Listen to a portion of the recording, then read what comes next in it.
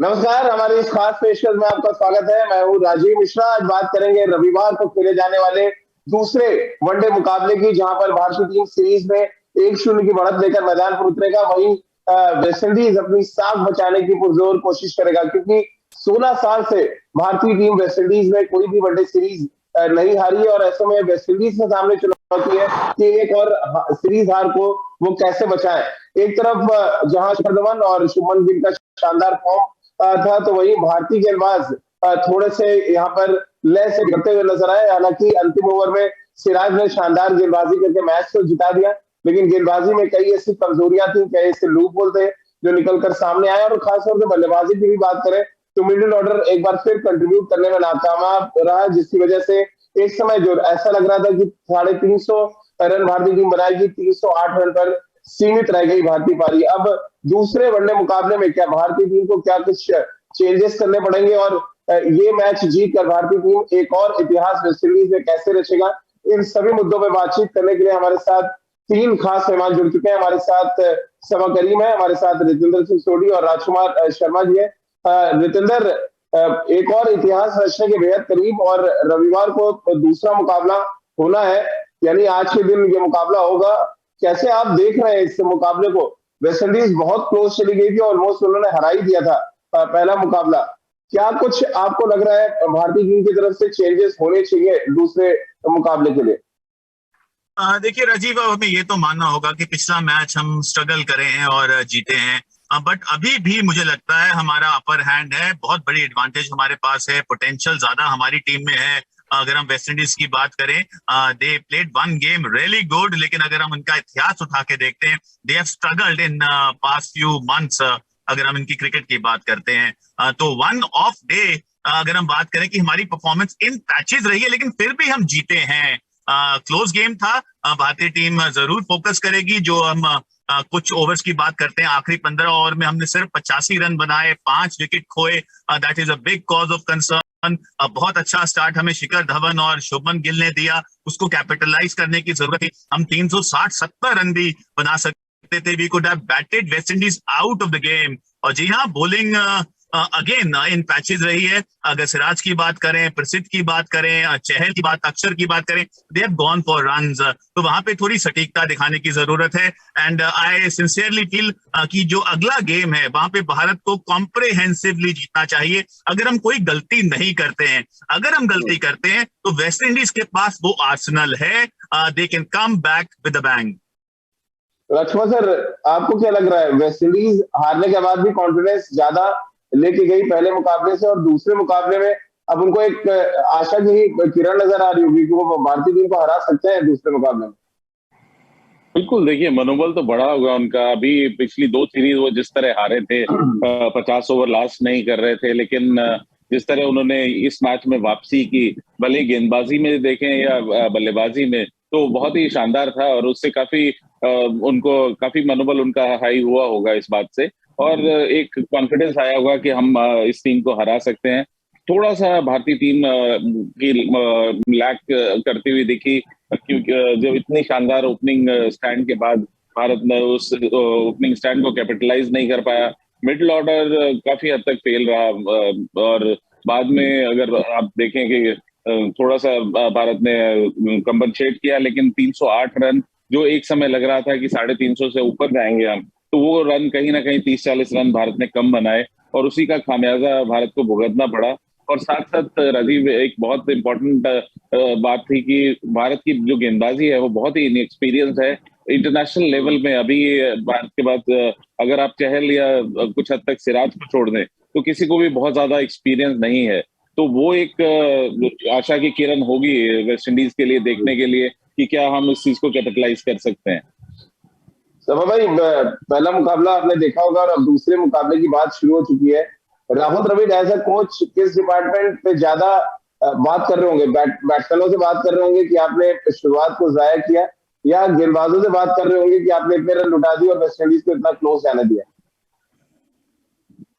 देखिए, इस समय ध्यान होना चाहिए राहुल द्रविड़ का बल्लेबाजी के ऊपर, क्योंकि जिस तरह की शुरुआत मिली थी और ज्यादा रन बनाने चाहिए थे, चाहे वो सूर्य कुमार यादव हो या संजू सैमसन हो। जो भी हमारे मध्य क्रम के बल्लेबाज उनको ज्यादा कंट्रीब्यूट करना होगा, ये तो एक बात है। उसके साथ साथ अगर आप 4 रेगुलर बॉलर के साथ खेल रहे हैं, उसके ऊपर से आप शार्दुल ठाकुर के साथ खेल रहे हैं, तो वहां पर आपके हर एक जो मेन बॉलर उनको और ज्यादा अच्छी गेंदबाजी करनी होगी, क्योंकि इस समय जो फॉर्मेट है एक दिवसीय क्रिकेट का, वहां पर जो मध्य के जो पावर प्ले होते हैं, पावर प्ले 2 जो होता है, उसमें 30 ओवर तक 5 खिलाड़ी आपको अंदर रखने होते हैं 30 यार्ड के। इसका मतलब यही है कि जब तक आपके पास क्वालिटी बॉलर्स नहीं होंगे, वहां पर आपकी पिटाई हो सकती है। और ये मैच जो रहा है, ये सिर्फ विकेट का उलटफेर है राजीव। ये जो मैच हुआ है पिछला मुकाबला, और ये वाला जो मुकाबला होने वाला है, दोनों क्वींस पार्क ओवल में है, और दोनों की विकेटें जो हैं वो ज्यादा अच्छी हैं बल्लेबाजी के लिए। इसके पहले जो बांग्लादेश के खिलाफ जो श्रृंखला हुई थी, वहां पर विकेट उतने अच्छे नहीं थे, इस वजह से वेस्टइंडीज स्ट्रगल कर रहा था। अब उनको ये एहसास हो गया है कि अगर आप हमें अच्छी विकेट देंगे तो हम, उनके पास भी शानदार बल्लेबाज हैं जो कैपिटलाइज कर सकते हैं।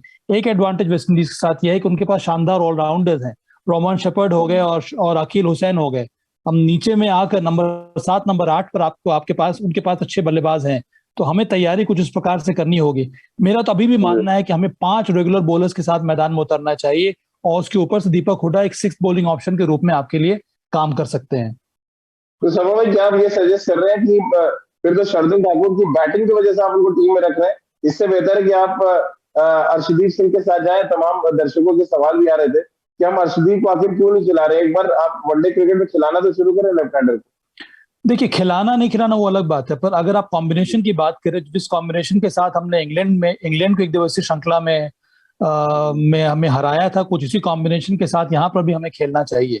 क्योंकि विकेट अगर अच्छी हो रही है तो यहाँ पर आपको एक एक्स्ट्रा बॉलर चाहिए अपने 11 में, और उसके ऊपर से आपके पास 5 रेगुलर बॉलर्स होने चाहिए। फिर क्योंकि आप उम्मीद करते हैं कि आपने जो बल्लेबाजों को चुना है वो अच्छे विकेट पर आपके लिए काम करेंगे। रितेंद्र, क्योंकि मायस की बात कर ले, जो ओपनिंग बैट्समैन है लेफ्ट हैंडर, उन्होंने बहुत ही जबरदस्त पारी खेली। फिर किंग के साथ उन्होंने एक अच्छी साझेदारी की, नीचे शेफर्ड और अकील। तो पॉजिटिव बहुत है वेस्टइंडीज के पास। वेस्टइंडीज ने जेसन होल्डर को हालांकि खिलाया नहीं। अब दूसरे मैच में चांसेस इस बात के भी है कि जेसन होल्डर का एक्सपीरियंस भी वेस्टइंडीज को मिलेगा। वेस्टइंडीज क्या ज्यादा बेहतर स्थिति में शुरू करेगी दूसरा वनडे मुकाबला? जी हाँ राजीव, देखिए अगर हम पहले वनडे की ये बात करते हैं, वहां पे प्रेशर वेस्टइंडीज के पास होगा, लेकिन अब वो ये भी सोच रहे होंगे कि हमारे पास मौका है, हम इस टीम को पस्त कर सकते हैं, हमारे पास अच्छे ऑलराउंडर्स हैं। जिस तरह शेफर्ड ने परफॉर्म किया, अखिल ने परफॉर्म किया, जिस तरह उनके ओपनर ने ऑन स्पॉट, देखिए इनके पास आर्सेनल है, लेकिन confidence is the main thing, वो इनके पास नहीं था। तो मुझे अभी भी लगता है कि भारत के पास अपर हैंड है। जी हाँ, one little bad day in the office for team India, लेकिन अगर हम अगला गेम अपने पोटेंशियल पे खेलते, गलतियां नहीं करते हैं, आप 15 ओवर में 85 रन बना के 5 विकेट नहीं खो सकते हैं। That's a cardinal error. वहां पे तो आपको कोई और टीम भी होगी परेशान करेगी। तो आपने वेस्टइंडीज को मौका दिया वापसी करने का, तो यहाँ पे शिखर धवन के लिए कॉज ऑफ कंसर्न है, राहुल द्रविड़ के लिए कॉज ऑफ कंसर्न है, क्योंकि ऑन पेपर आपको इस टीम को वन साइडेड हराना चाहिए, और यही उम्मीद है मुझे अगली गेम में। राजकुमार सर, चेंजेस क्या आप देख रहे हैं इंडियन टीम में? जैसा समय वाइज सजेस्ट कर रहे हैं, फिर तो आपको बॉलिंग पे थोड़ा ज्यादा फोकस करना पड़ेगा। वेरिएशन थोड़ी आपकी बॉलिंग डिपार्टमेंट में ज्यादा चाहिए। क्या अवेलेबल जो रिसोर्सेज आप देख रहे हैं उनमें से 11 चुनने की?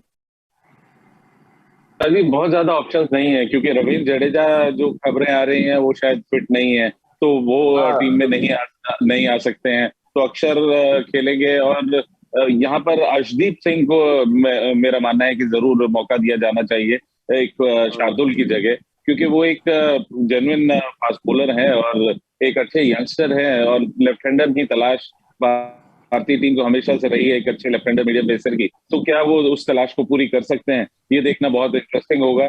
और इससे ज्यादा मुझे नहीं लगता कि बहुत ज्यादा चेंजेस टीम में होंगे। आप समय में क्या आपको लग रहा है, प्रसिद्ध कृष्णा या अर्शदीप को आप खेलते देख रहे हैं? मैं तो चाह रहा हूं कि मोहम्मद सिराज, प्रसिद्ध कृष्णा और अर्शदीप सिंह को मौका मिलना चाहिए। 3 रेगुलर पेस बॉलर आपके पास होने चाहिए। उसके ऊपर से युजी चहल और अक्षर पटेल, और फिर आप दीपक हुड्डा को खिला रहे हैं। इसका मतलब है कि आपकी बल्लेबाजी भी तगड़ी है, उसके ऊपर से आपके पास एक 6 बॉलिंग ऑप्शन भी है। और ये जो अटैकिंग ब्रांड ऑफ क्रिकेट की राहुल द्रविड़ बात कर रहे हैं, रोहित शर्मा बात कर रहे हैं, उसके मुताबिक भी ये सही बैठता है कि अटैकिंग, मैंने कई बार ये बात दोहराई भी है कि अटैकिंग हर एस्पेक्ट और जो गेम का है उसमें आपको आपको होना चाहिए। उसमें बल्लेबाजी भी है, बॉलर्स भी हैं, किस तरह का के 11 आप चुन रहे हैं, किस तरह के कॉम्बिनेशन के साथ आप मैदान में उतर रहे हैं, ये सारी बातें वो नजर आनी चाहिए। जी रितेंद्र, वेस्टइंडीज की ज्यादा अच्छी बात है कि उनके 3 इंपॉर्टेंट प्लेयर नहीं चले थे, फिर भी वो 305 रन बनाने में कामयाब रहे।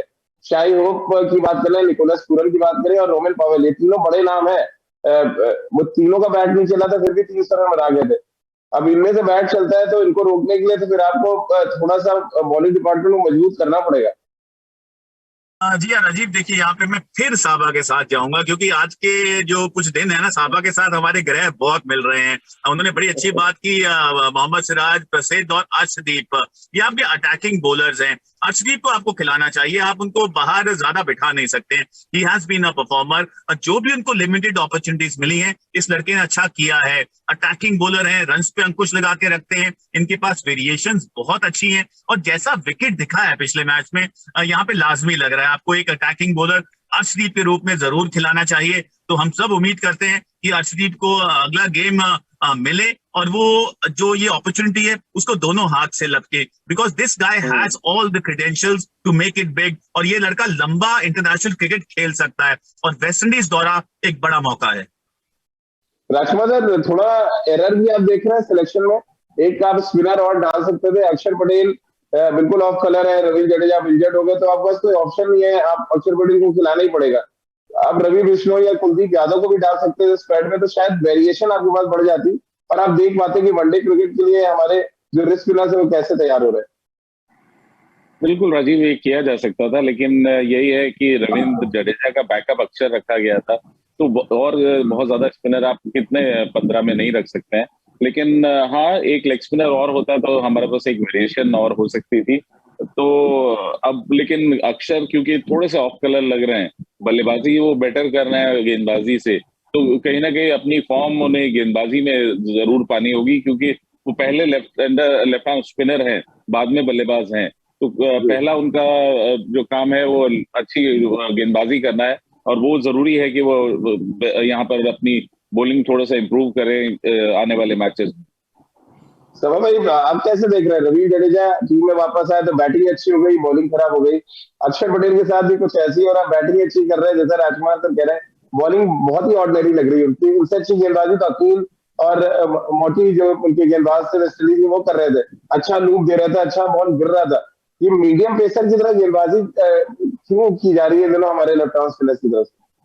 होना नहीं चाहिए राजीव, क्योंकि अगर विकेट सपाट है तो वहां पर जब तक कि आपके हाथ में वेरिएशन नहीं होगा, जब तक कि आप स्पीड में वेरिएशन नहीं लाएंगे, जब तक कि आप और थोड़ा ज्यादा रिवोल्यूशन के साथ बॉलिंग नहीं करेंगे, तो फिर बल्लेबाजों के लिए आसान हो जाता है। क्योंकि एक फ्लैट लेफ्ट आर्म स्पिनर के सामने बैटर को सेटअप करना बहुत आसान है। वो बहुत जल्दी परख लेते हैं कि विकेट में पेस कैसी है, किस गति से बॉल आ रही है, फिर आपको लाइन अप करके वो शॉट्स लगा सकते हैं। और इसके लिए सभी वेस्टइंडीज खिलाड़ी जो माहिर हैं। तो हाँ, अक्षर पटेल के लिए चैलेंज जरूर है, चाहे वो अक्षर हो या फिर जडेजा है, इन दोनों के लिए यही चैलेंज है कि व्हाइट बॉल क्रिकेट में आपको अपने ओवर्स कैसे पूरे करने हैं और आप किस प्रकार से विकेट ले सकते हैं। क्योंकि ये जमाना बदल गया है राजीव, यहाँ पर आपको व्हाइट बॉल क्रिकेट में, चाहे वो T20 हो या फिर वनडे क्रिकेट हो, आपको 5 अटैकिंग बॉलर्स चाहिए जो आपको विकेट टेकिंग ऑप्शन हो। अब आप डिफेंसिव माइंडसेट के साथ मैदान में नहीं उतर सकते हैं। इसी वजह से 5 बॉलर आपको ऐसे पिक करने होंगे जो आपको जिसके ऊपर कप्तान को भरोसा हो कि इसको अगर मैं स्पेल दे रहा हूं तो ये जो लेफ्ट आर्म स्पिनर है या फिर जो गेंदबाज है मुझे विकेट लाके देगा। अब वो जमाना चला गया कि आप एक बॉलर को लेते हैं कि भाई इकोनॉमिकल गेंदबाजी कर दे, किफायती मेरे ओवर्स पूरे कर दे। अब उसका जमाना खत्म सा होता आ रहा है राजीव। राजकुमार सर, आखिरी 2 सवाल आप मुझसे लूंगा। एक तो ये कि अकील हुसैन और मोटी जिस तरह की गेंदबाजी कर रहे थे, लेफ्ट आर्म स्पिनर दोनों ने बहुत शानदार गेंदबाजी की, बड़ा चैलेंज रखा उन्होंने मिडिल ऑर्डर के सामने, चाहे सूर्य कुमार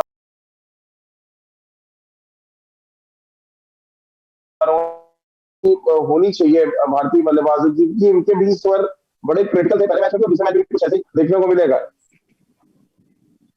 देखिए राजीव, भारतीय ओपनिंग स्टैंड बहुत अच्छा हुआ, उसके बाद श्रेयस आए, उन्होंने शानदार पारी खेली।